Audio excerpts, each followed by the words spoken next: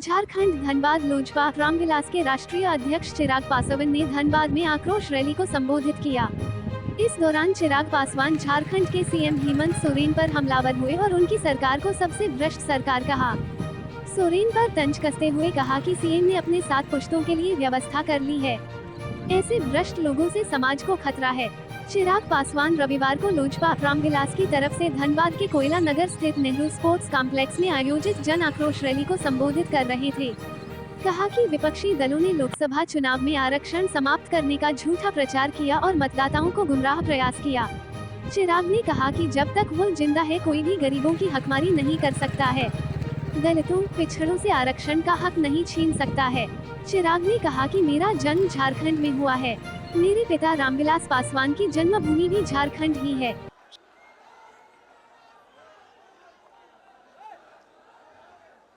जिंदाबाद जिंदाबाद, चिराग पासवान जिंदाबाद जिंदाबाद जिंदाबाद, धरती गूंजे आसमान। जी का स्वागत करें माननीय हमारे प्रदेश अध्यक्ष द्वारा।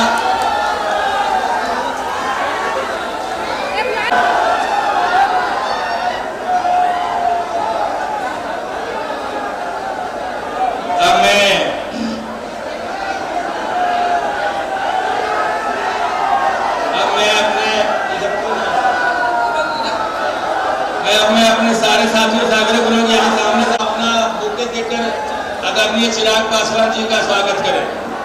पूरी टीम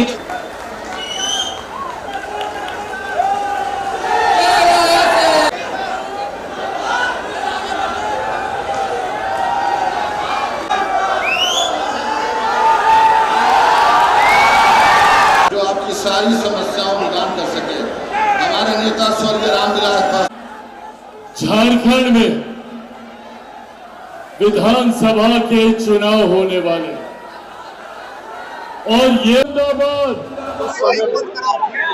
झारखंड में विधानसभा के चुनाव होने वाले लोक जनशक्ति पार्टी रामविलास झारखंड में होने वाले चुनाव में अपनी अहम भूमिका वो देखती है।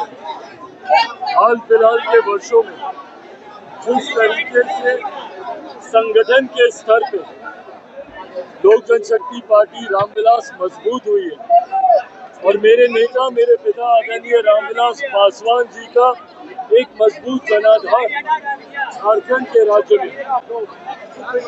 और मैं जब अपनी बात करूं तो मेरा जब जन्म हुआ था उस वक्त झारखंड और बिहार एक ही राज्य था। उस नाते मेरी जन्मभूमि भी झारखंड है और मेरे नेता मेरे पिता आदरणीय रामविलास पासवान जी की कर्म भूमि भी झारखंड है। ऐसे में अपने पिता के उस सपने को पूरा करने निकला हूँ जिसमें उन्होंने एक विकसित झारखंड के निर्माण को अपना लक्ष्य बनाया था। ऐसे में हम लोग इस सोच के साथ हम लोग आगे बढ़ रहे हैं कि आने वाले विधानसभा के चुनाव में झारखंड में पार्टी मजबूती से अपना प्रदर्शन करे। चुनाव इससे पहले कि आप लोग पूछें कि गठबंधन में लड़ेंगे या अकेले, ये राज्य इकाई को इसका फैसला करना है कि गठबंधन में चुनाव या अकेले। राज्य स्तर पर अभी बातचीत चल रही है। मैं मानता हूं कि लोकसभा नोटिफिकेशन आते आते तक ये परिस्थिति भी स्पष्ट हो जाएगी कि हम लोग गठबंधन में लड़ेंगे या अकेले चुनाव लड़ेंगे। ये तमाम बातें फिलहाल गठबंधन के भीतर चल रही हैं। मैं गठबंधन की मर्यादा को तोड़ूंगा कि कोई भी चर्चा अगर मैं सार्वजनिक तौर पर पहले करूं, एक बार गठबंधन के भीतर ये चर्चाएं हो जाए, ये तमाम जानकारी उसके बाद साझा की जाएगी।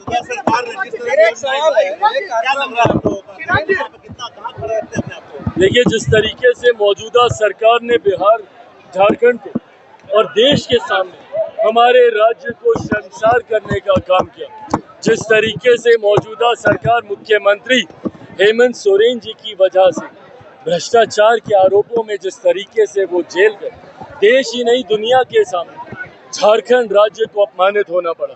ऐसे में झारखंड के लोगों ने बदलाव का मन बना लिया है। ये बात तय है कि चुनाव परिणामों के बाद बिहार झारखंड में एक नई सरकार बनेगी, इसमें कहीं कोई संदेह नहीं है। और उस सरकार में लोक जनशक्ति पार्टी रामविलास की एक अहम भूमिका होगी।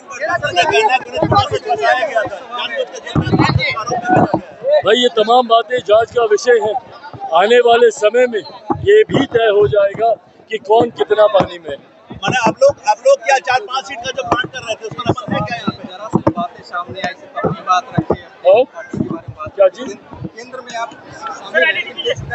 के बारे में भाई ये फिलहाल पार्टी का मंच है। मोदी के तारीफ में आप रहते हैं। मैं ये फिलहाल ये लोक जनशक्ति पार्टी रामविलास का ये मंच है, मेरी पार्टी का मंच है, मेरे कार्यकर्ताओं का ये मंच है। एनडीए के मंच पर जिस दिन हम लोग शामिल होंगे या जिस दिन हम लोग रहेंगे या जिस दिन भी हम लोग रहते हैं, वो भले राष्ट्रीय स्तर पर हो, बिहार के स्तर पर हो, हम लोगों ने हमेशा गठबंधन की बातों को रखने का काम किया।